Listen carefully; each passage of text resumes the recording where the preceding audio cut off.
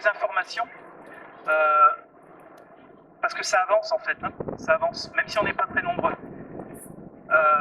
On a eu une réunion à l'ARS mercredi après-midi, avec le nouveau directeur de la veille sanitaire, le professeur Xavier de Paris.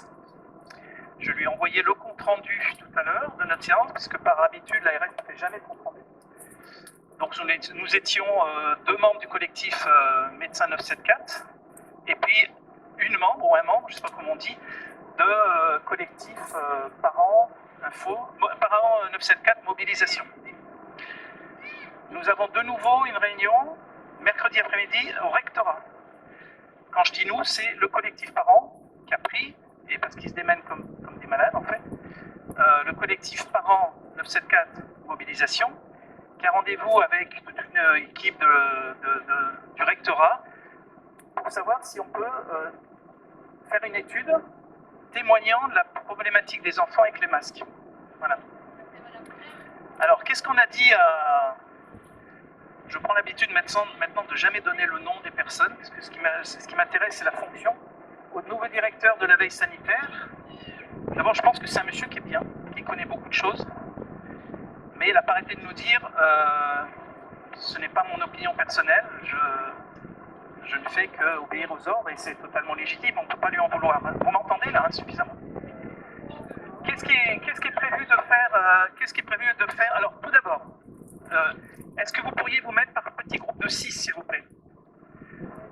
Tout simplement parce que la loi aussi peut venir et qu'on risque gros, puisque rien n'a été déclaré. Mettez-vous par groupe de 6, c'est vraiment important. 6 un peu isolés dans les coins d'ombre. Tout ça parce que je vais vous lire une lettre en partie de la préfecture par rapport à une demande justement d'intervention, d'information qui nous a été envoyée hier à la demande d'une personne individuelle, parce qu'à chaque fois c'est une personne individuelle qui doit prendre le risque. Et en fait, cette lettre de la préfecture qui est assez sidérante, parce que finalement, en gros, il dit vous ne pouvez plus vous réunir à plus de 6 personnes, c'est fini. Même pour danser, pour chanter, et on terminera en chantant et en dansant un petit peu tout à l'heure si la loi ne vient pas nous perturber.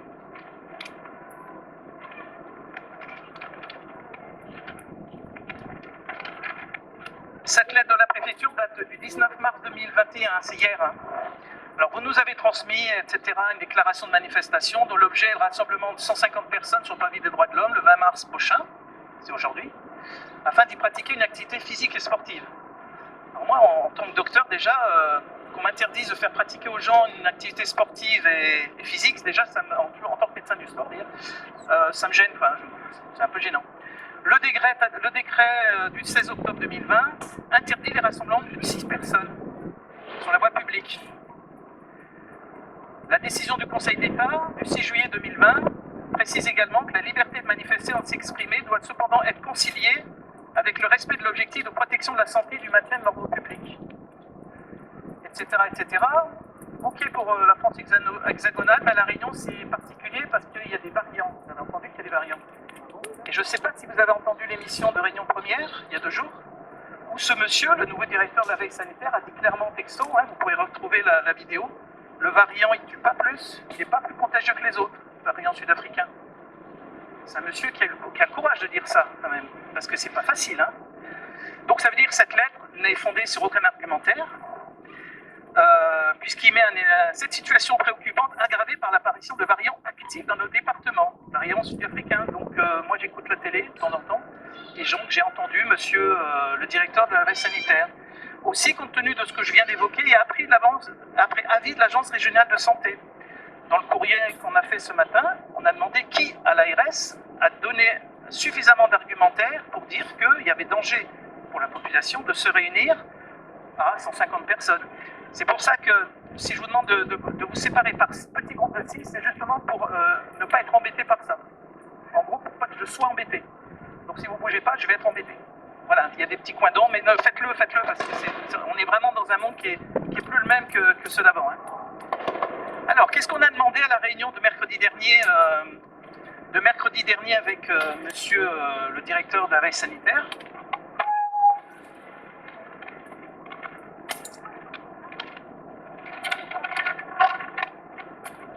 c'est d'abord l'intérêt de la vitamine D chez les personnes en EHPAD. En EHPAD, pour les personnes âgées, d'une façon générale, d'ailleurs pour tout le monde. Mais surtout en EHPAD, parce qu'évidemment, elles ne sortent jamais. Et donc, la vitamine D, qui est quand même notamment alimentée par le soleil, bah, c'est pas en EHPAD qu'on l'a. Hein. Donc,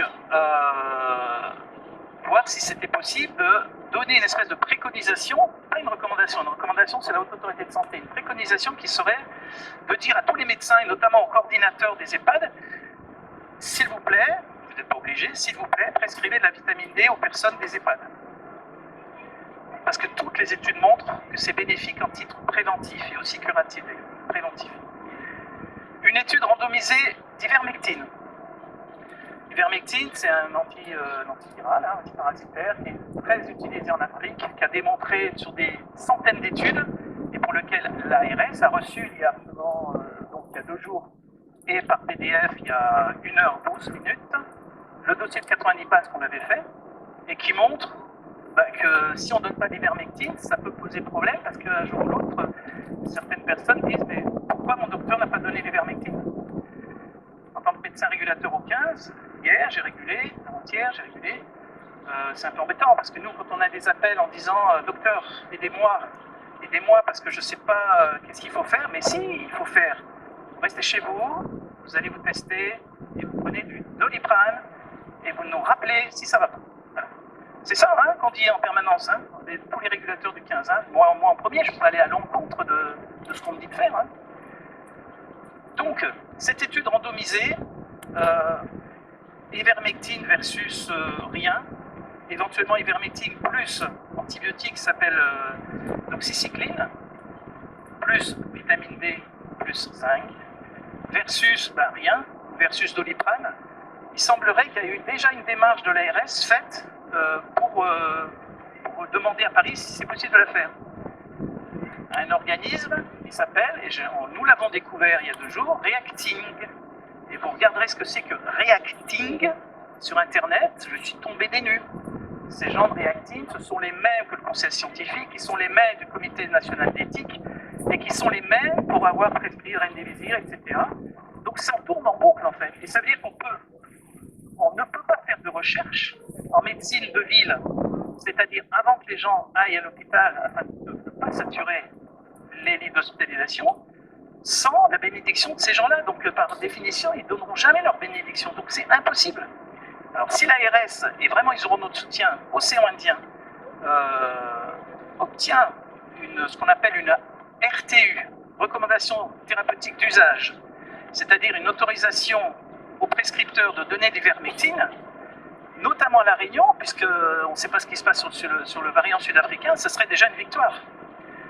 Et je trouve que cette personne à l'ARS, franchement, elle est pas mal. Mais quel est son champ de possibilités? C'est toute la problématique. Donc on ne peut pas accuser une personne de ne pas faire son boulot. Il a été mis là, madame la directrice de l'ARS a été mise là, monsieur le préfet a été mis là. C'est compliqué pour eux. Hein. Donc c'est pour ça qu'il faut qu'on reste dans des actions pacifiques, argumentées, et même si on a la colère dans notre cœur, je pense vraiment qu'il faut rester calme. Rester calme, parce qu'un jour ou l'autre, c'est pas possible, on connaîtra tout ça. Ça commence à se délier, vous avez remarqué que certains grands journaux, Le Parisien, la Revue Capitale, certaines télés, pas encore BFM ou France Télé, même France Info commence à... Donc ça commence à venir sur les médias dits les mainstream. Hein. Donc il ne faut pas désespérer. Et puis voilà. Donc ensuite, c'est l'intérêt des masques à l'école. C'est d'ailleurs pour ça que nous allons, avec le collectif parents de cette mobilisation, voir toute une équipe du rectorat, dont un des médecins responsables, donc un infirmier responsable, donc un inspecteur responsable, que des gens responsables. Responsables de quoi? Moi, je pense qu'il faut qu'ils soient responsables de leurs enfants quand même, hein, et des enfants qui sont dans nos écoles. Et on va les regarder les yeux dans les yeux. Après, on n'est plus là pour convaincre. On a essayé de convaincre pendant 1 an. C'est fini ça. On informe. Ils prennent ce qu'ils veulent dans nos informations. Ils les mettent à la poubelle.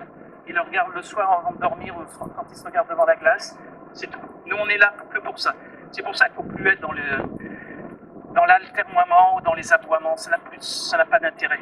Et que si par hasard la police vient, on partira gentiment, voilà, on ne va pas aller contre la loi, mais c'est les argumentaires scientifiques et juridiques qui un jour ou l'autre gagneront. L'étude saturométrie chez l'enfant, c'est-à-dire un petit appareil qu'on met au doigt, très facile à mettre, on s'aperçoit quand même que le taux d'oxygène dans le sang, même si c'est un appareil qui n'est pas très fiable, mais en général, si on le fait tous chez vous, là, à l'instant, à l'ombre, vous serez entre 95, 16, 99% de saturométrie. Chez les enfants, et moi je peux témoigner, j'ai des photos de saturomètre avec 86%.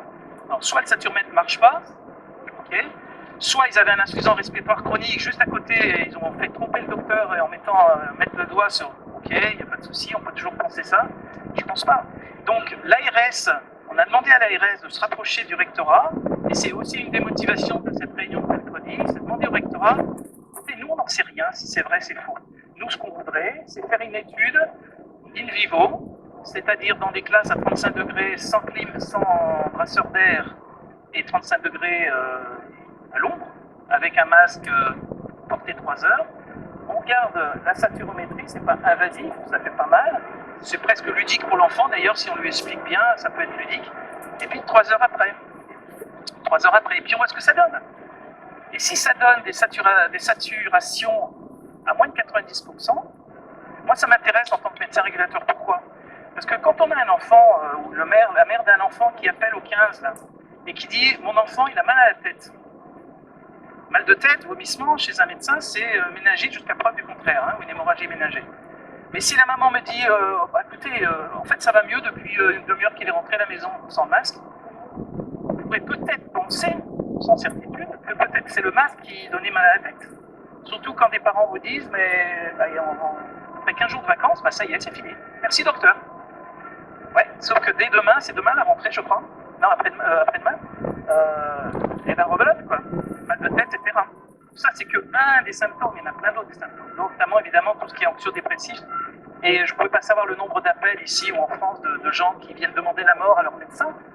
Des témoignages en France, c'est ça. Docteur, donnez-moi la mort, qu'est-ce qu'il faut faire pour mourir? Quand vous avez un enfant de 5 ans qui vous dit ça, c'est que la société, elle va pas donner. Ensuite, l'intérêt des tests. Tout est basé sur des tests des PCR. Mais en fait, tout le monde sait que ces tests PCR ne sont pas fiables et ont ce qu'on appelle une CT, c'est en fait des nombres de cycles d'amplification. Et en fait, la Haute Autorité de Santé, je ne sais pas pourquoi, personne ne sait pourquoi, a dit que c'était positif jusqu'à un CT 40. Mais vous êtes grippé il y a 15 jours, vous aurez votre PCR positif. Donc en fait, in fine, tout le monde va être PCR positif. Sauf que toutes les mesures gouvernementales, confinement, couvre-feu, sont basées là-dessus. Si vous avez un CT qui normalement c'est la Société française de microbiologie qui le dit, en dessous de 28,4, le CT n'a pas, il n'y a plus de contagiosité en fait. Bon, et officieusement on dit que la barrière c'est entre 33 et 37. Bon, mais c'est pas 40. Parce que c'est logarithmique, ça, c'est pas juste un petit peu plus de cas à 40, c'est énormément de plus. Donc toutes ces mesures de confinement, couvre-feu tombent à l'eau. Tombent à l'eau, c'est-à-dire que c'est toutes ces lois dites liberticides qui risquent de sauter. Et ça, c'est un petit peu embêtant. Alors l'ARS, et je remercie monsieur le directeur de la veille sanitaire, le nouveau directeur de la veille sanitaire, qui va rencontrer les biologistes de Lille pour leur dire, mettons-nous d'accord sur un CT, justement, à partir du quand on pourra dire que le test est positif ou négatif. Avec la possibilité douteuse d'ailleurs. Je ne vous dis pas quelqu'un qui appelle le 15 en disant mon PCR est douteux, docteur, qu'est-ce que je fais? Alors là, je ne sais pas. Néanmoins, vous voyez que ça bouge, ça bouge. Bon, ils auront mis plus d'1 an à bouger, c'est pas grave, pas grave. Tout le monde que vous êtes là, on pourra dire, ouais, on était là avant vous, tant mieux. Mais merci l'ARS enfin d'orienter là-dessus. Alors jusqu'où ils pourront aller, je ne sais pas. Et puis les décès quand même. Il y a quand même il y a eu des décès médiatisés là, même au centre 15, qui n'ont pas été médiatisés, pour lesquels nous on est bien au courant en tant que médecin régulateur, mais qu'est-ce qu'on fait par rapport à une personne qui est décédée et qui a fait qu'on n'avait jamais rien proposé, le traitement dit ambulatoire précoce, le TAP. Et je vous incite à regarder la coordination santé libre, CSL, sur Internet. pour voir ce que c'est que le TAP, traitement ambulatoire précoce, et il y a aussi le traitement préventif, basé toujours sur la même chose, hein, le zinc, l'ivermectine, la vitamine D, vitamine C, hydroxychloroquine. Alors l'intérêt de l'ivermectine par rapport à l'hydroxychloroquine, de toute façon on ne peut plus sortir ce mot parce que c'est devenu tabou, mais surtout normalement il devait y avoir une mesure du potassium, kaliémie, et puis faire un électrocardiogramme. Donc c'est un petit peu plus lourd. Alors l'ivermectine, c'est utilisé dans plein de pays. Il n'y a aucun effet indésirable, il n'y a aucune adaptation des doses, ni chez l'enfant. Enfin, il y a une adaptation des doses chez l'enfant, on peut en donner, et il n'y a pas d'adaptation des doses chez l'insuffisance rénale chronique, ce qui est rare. Hein. En général, les médicaments, quand vous êtes insuffisant rénal chronique, c'est-à-dire que le rein a du mal à éliminer vos médicaments du corps, notamment les dialysés par exemple, sauf que chez eux c'est la machine qui élimine, mais on fait attention, on diminue les doses en fonction de ce qu'on appelle une clairance. Voilà, c'est un peu médical, mais donc l'ivermectine a tout, sauf qu'il y a un gros défaut, c'est que c'est pas cher, quoi. Et que c'est un vieux médicament qui est utilisé par des millions de personnes. Et il est très étonnant de voir, par exemple, dans les pays d'Amérique du Sud, et notamment à Mexico, à partir du moment où ils ont mis l'ivermectine il y a quelques mois, la courbe des décès n'est pas retombée en cloche, elle est retombée complètement avec une courbe, c'est même plus une courbe, c'est une droite. Je veux dire, j'en sais rien, moi à Mexico je ne suis pas, mais qu'on essaye à la Réunion, puis on verra bien, puisqu'il paraît qu'on va avoir plein de cas.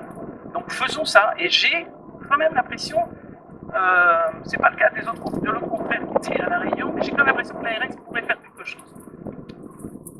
Ensuite, ben voilà, surtout, moi ce que je voulais vous dire, et puis dernière chose, donc cette lettre du préfet, que je vous ai lue tout à l'heure, c'était parce que, je ne sais pas si vous êtes au courant, et vous irez après sur internet quand vous rentrerez, sport sur ordonnance, et vous mettez à côté CSL, coordination santé libre, partout.